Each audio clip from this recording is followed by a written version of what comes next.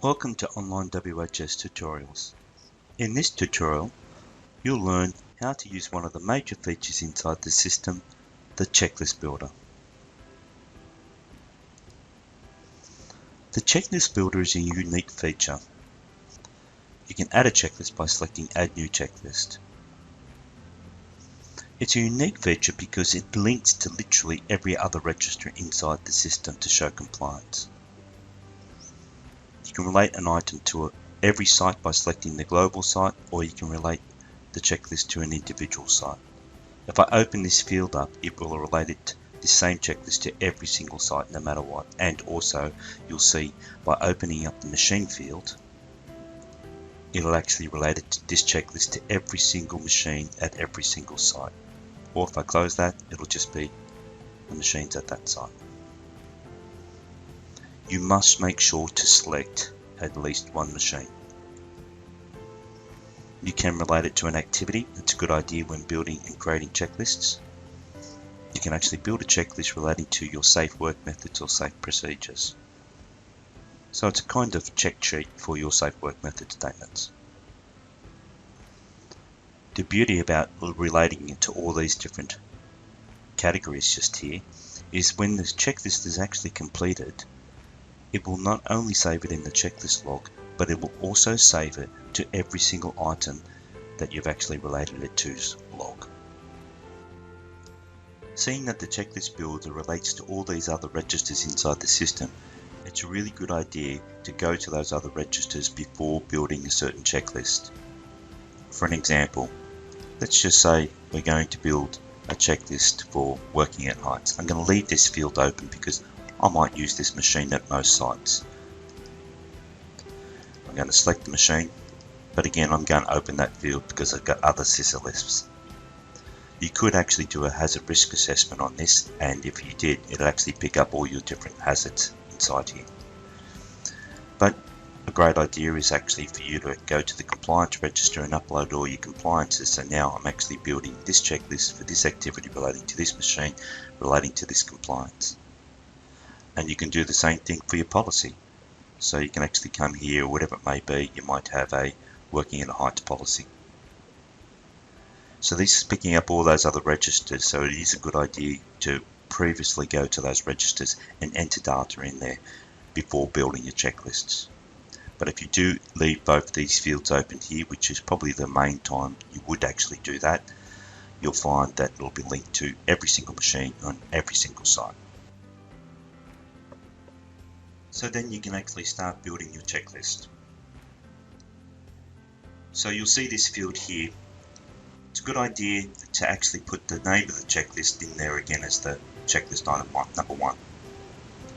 And probably even a better idea, putting it all in capitals because it looks better.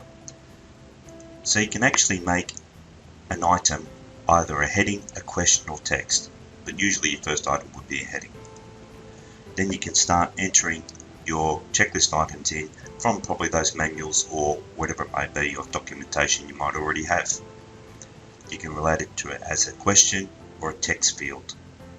Text field will actually have a field there where the person can actually even enter data inside there, and the system will save it, and it'll actually be printed out later in the completed copy. Most of the time it would be a question. To add another question, all you're doing is literally selecting this add more, entering the checklist item, and then selecting it whatever it may be that it's going to be. You can get rid of an item in there. Later on we'll actually be having an insert in between question items, but that'll be a future upgrade. So where do you get the information to actually build the checklist, such as working at height relating to that scissor lift? That scissor lift will have a manual, and in that manual it'll actually have all these recommendations of pre-start checklists and so forth on what to do.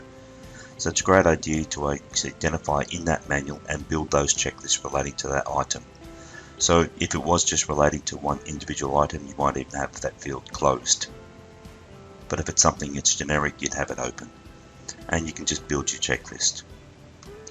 Make sure you've got a review date. So this is the review date to review this checklist when you're actually building this. and then save an example of person responsible. It won't email alert the person unless you've set up an email alert in the alert section.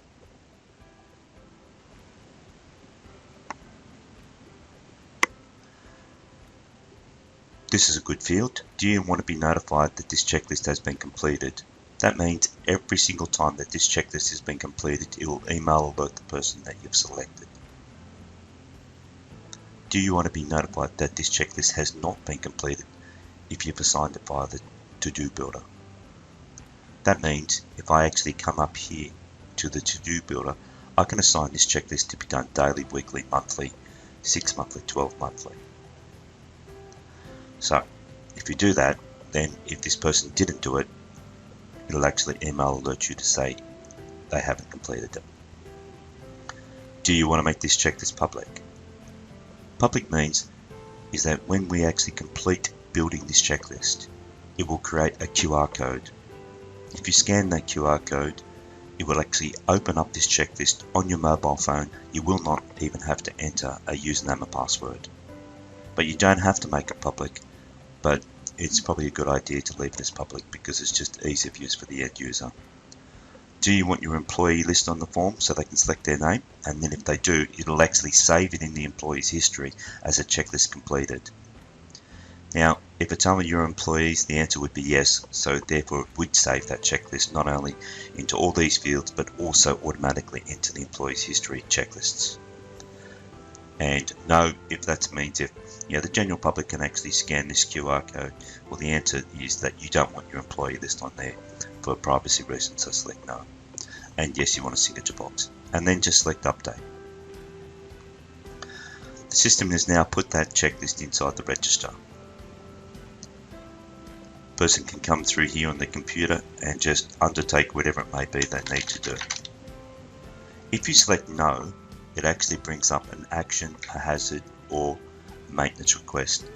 If you enter an action, it'll email alert the person it's selected. It'll also put it in their to-do list, but it'll also put it into the action register.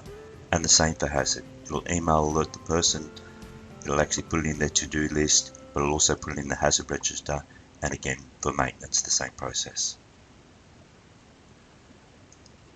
On a mobile phone, the system looks really fantastic. So now a person can scan the QR code and easily just do their checklist. Again, if I selected no, it'll bring up those actions.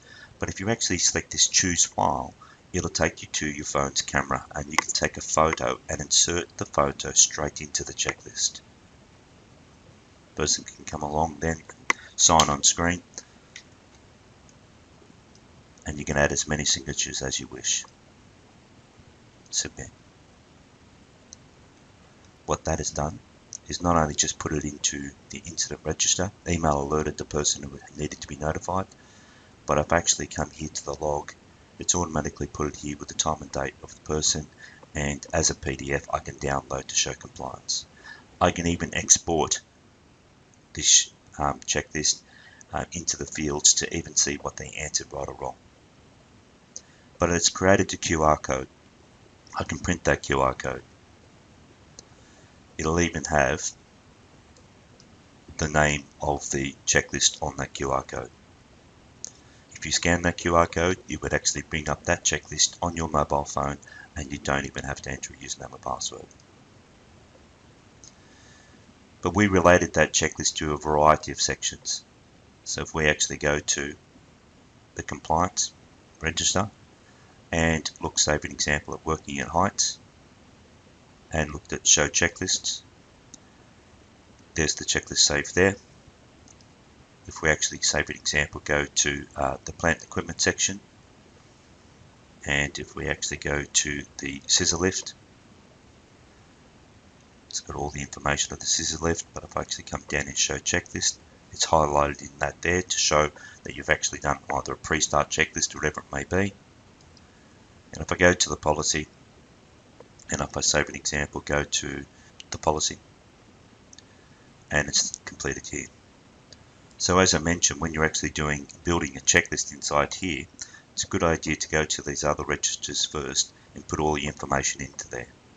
Because this checklist builder is a fantastic way for you to show compliance. You're doing this checklist relating to this activity, to this plant equipment item, for this policy relating to this compliance. The checklist builder, one of the great things is that because it relates to everywhere, but if I come to the plant equipment section, and if I select, say for example, view next to this section here, yes, it's printed a QR code for this plant equipment item, but if I scroll down here, there's the checklist that we just created relating to that item. So when you open the field of site and open the field of machine, these checklists will relate to every single plant equipment item. So it's a great idea for you to actually build all these major checklists, like say for example site risk assessments and pre-start checklists and so forth. Open the site and the machine fields, and it will relate that checklist to every single item inside your system, and therefore you'll only have to print out one QR code where instead of actually printing out all these different QR codes for every single checklist you create. Well, I hope that helps you get the most out of the checklist builder and its relationships with other registers inside the system.